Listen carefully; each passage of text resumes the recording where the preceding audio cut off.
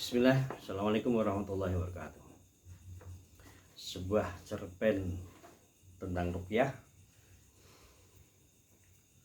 judul Lenyap dari Pandangan Mata oleh Kang Sinwan. Zaman now masih percaya begituan? Mikir dong mikir. Celoteh Pak Aris, guru muda yang baru wisuda S2 dan belum lama mulai mengabdi mengajar di sebuah sekolah yayasan di kampungku. Pak Aris sangat tidak yakin bahwa yang sedang terjadi di sekolahnya adalah pekerjaan makhluk halus yang disuruh oleh orang pinter. Pak Aris tidak yakin, tanyaku pada Pak Aris di sebuah warung angkringan kopi gatel. Aku seruput kopi kotok. Kopi gatel? Orang di kampungku bilang gagangnya botel. Pegangan cangkir patah karena sering dapat tuangan air kopi mendidih.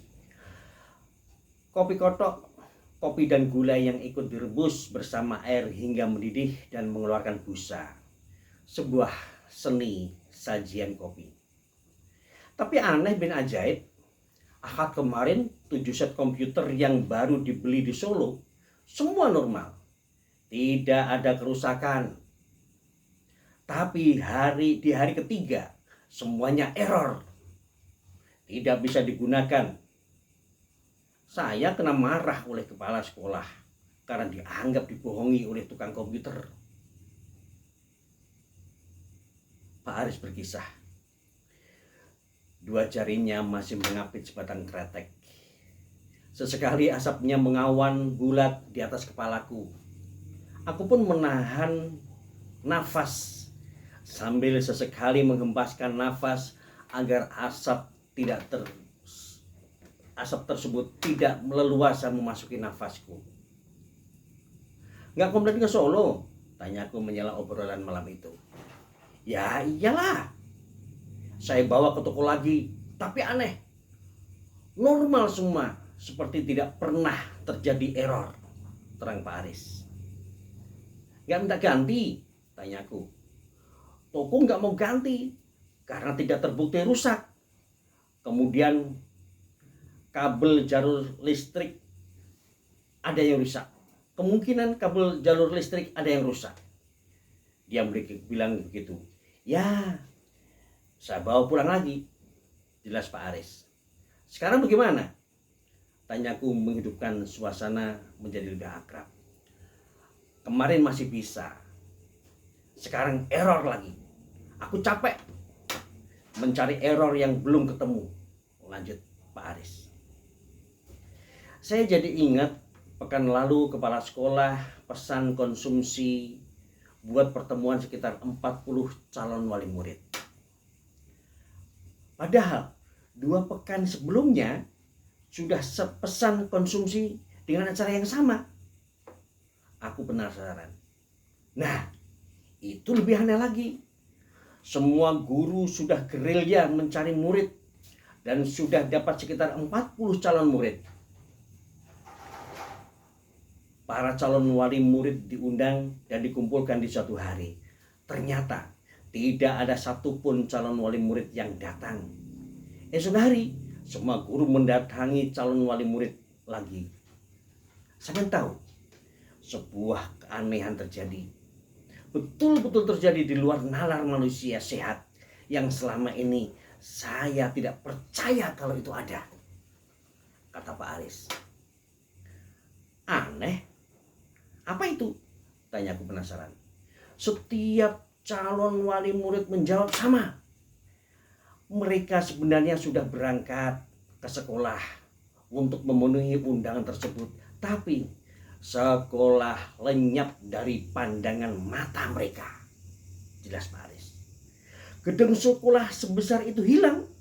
Tanyaku menegaskan. Tapi sebenarnya aku mulai menduga ada suatu error telah terjadi. Ya, mereka sudah melewati gedung sekolah, tapi mereka tidak menemukannya.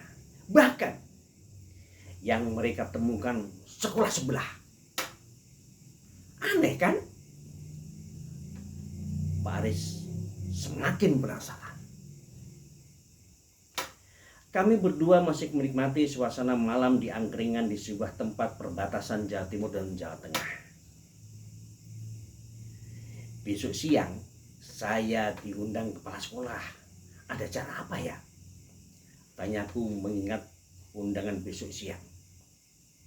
Sampai tahu Pak Kusnadi? Pak Aris bertanya seperti mengetes kadar persahabatanku. Oh, pelatih drum band itu, kataku. Ya, besok mau ajak tamu dari Bogor ke sekolah. Kata Pak Kusnadi sih, mumpung ada acara di Ngawi, sekalian mampir di sekolah kita. Terang Pak Aris. Di Ngawi acara apa ya? Tanyaku mendesak. Katanya sih mengobati orang, kata Pak Aris. Apa paranormal ya? Tanyaku. Ah, makin gak jelas dong urusan sekolah kita. Sudahlah, besok hadir saja. Saya juga mau datang kok, sanggah Pak Aris. Nampaknya kami betul-betul penasaran. Apa mungkin benar yang mau datang adalah seorang paranormal yang akan membukakan tabir penutup gaib sekolahan? Ah, saya tidak boleh prasangka buruk. Toh juga belum tahu persis. Ngopi bareng malam itu pun diakhiri dengan sebuah teka-teki menanti sebuah jawaban besok hari. Keesokan hari, waktu sholat zuhur di masjid sekolah, saya lihat ada 2 orang tamu yang belum saya kenal. Ternyata mereka ini bersama Pak Kusnadi yang sudah kami kenal meskipun belum begitu akrab. Pak Kusnadi itu pelatih drum band di sekolah tempat kami mengabdi. Kebetulan besok pagi adikku ini mau ada acara di Ngawi. Saya ajak ke sini mumpung pulang, kata Pak Kusnadi. Di Ngawi mau ngisi acara apa Pak Gus? Tanyaku penasaran. Mau ngisi acara ruqyah massal di aula kantor, terang Pak Kusnadi. Terus di sini? Tanyaku betul-betul belum paham. Ruqyah juga, kata Pak Gus. Ruqyah siapa? Tanyaku. Ya kamu lah. Ruqyah kamu biar segera berani menikah, jawab Pak Gus bercanda. Wah, bisa aja Pak Gus ini. Saya kan sudah lamaran. Tinggal menunggu pelaksanaannya aja, jawabku. Saya tunggu undangannya loh ya. Calon istri orang mana?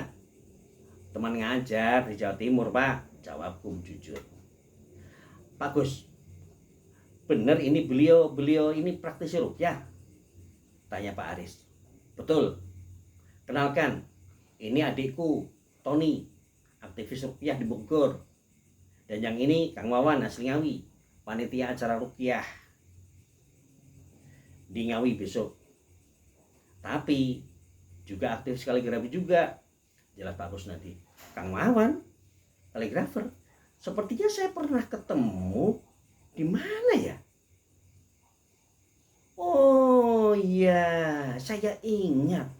Saya pernah kalah tanding waktu seleksi di Surakarta untuk persiapan MTQ cabang kaligrafi di Tegal tahun 1997. Ya, ingat saya, terang Pak Aris yang ternyata pernah menekuni seni kaligrafi. Iya ya, tapi maaf, saya belum ingat, jawab Tabib Wawan. Mereka akrab bersilaturahmi, mengingat juga peristiwa 23 tahun yang lalu. Tiba-tiba kepala sekolah mengingatkan juga pada acara di sini yang belum dimulai. Mari Tat, sudah ditunggu di kantor, sambut Bapak Kepala Sekolah. Sebenarnya mau acara apa toh Pak? Tanyaku betul-betul telat info. Kepala sekolah memerlukan bantuan ruqyah buat sekolahan, jawab Pak Kusnadi. Oh, rukyah sekolahan. Cocok. Ini yang kuharapkan setelah mengetahui perkembangan tempat pengabdianku akhir-akhir ini. Di ruang kantor, kami semua duduk di kursi yang tertata rapi dan sebuah ember kecil berisi air sudah tersedia di atas meja. Di meja lain, beberapa mushaf telah disiapkan. Saya belum paham. Semakin penasaran. Kepala sekolah bercerita persis yang kami obrolkan semalam. Maka kami warga sekolah ini sangat berharap bantuan Ustadz Tony dan kawan-kawan agar segera selesai permasalahan yang bagi kami susah dipahami. Sambut kepala sekolah. Insya Allah akan kami bantu, Pak. Semua itu kan kehendak Allah. Pasti ada hikmahnya. Sambut Ustadz Tony. Yang sangat tidak bisa kami pahami. Acara mengumpulkan 40 calon wali murid gagal. Tidak satupun orang yang datang. Setelah para guru gerilya kembali, hanya satu jawaban yang sama. Gedung sekolah tidak ditemukan. Lenyap dari pandangan mata mereka. Jelas kepala sekolah. Sebenarnya mereka sudah melewati jalan depan sekolah. Beberapa orang berhenti depan gapura sekolah. Hanya tengok kanan, tengok kiri. Lalu pergi lagi entah kemana. Tambah Pak Aris. Seperti itu juga sering terjadi pada warung, toko, dan tempat lainnya, Pak. Lanjut Kang Wawan. Saya juga heran. Hari kini masih juga percaya begituan. Ternyata betul-betul ada ya. Itu apa ya, Tat? Tanya Pak Aris. Kemudian Pak Tony menerangkan manfaat membaca surah Al-Baqarah yang ternyata sangat efektif untuk meruqyah tempat. Ustadz Tony memastikan bahwa di lingkungan sekolah ini sudah tidak ada lagi pagar. Insya Allah sudah tidak ada lagi, Tat. Sebagaimana yang sudah antum pesankan beberapa hari yang lalu lewat Pak Kusnadi. Maka kami semua yang antum maksud sudah kami bongkar dan kami singkirkan. Termasuk patung hewan, gambar hewan, karya anak-anak yang sudah kita singkirkan. Terang kepala sekolah. Selangkah kemudian, semua yang hadir mendapat bagian beberapa ayat dari surah Al-Baqarah. Tidak terlalu lama untuk menyelesaikan membaca surah Al-Baqarah, surah terpanjang ini. Usai membaca, masing-masing meniup ember yang ada di meja. Beberapa guru ditugasi oleh Ustadz Tony untuk menyemprotkan air tersebut ke seluruh ruangan dan halaman sekolah. Proses selesai. Hanya gini aja. Alamak, sesederhana ini solusinya. Ini gumamku yang baru melihat proses yang namanya ruqyah untuk sekolahan. Sebuah pengalaman yang sangat sederhana namun dahsyat manfaatnya. Tapi semua itu tetap bergantung pada Allah. Bukan bergantung pada praktisi.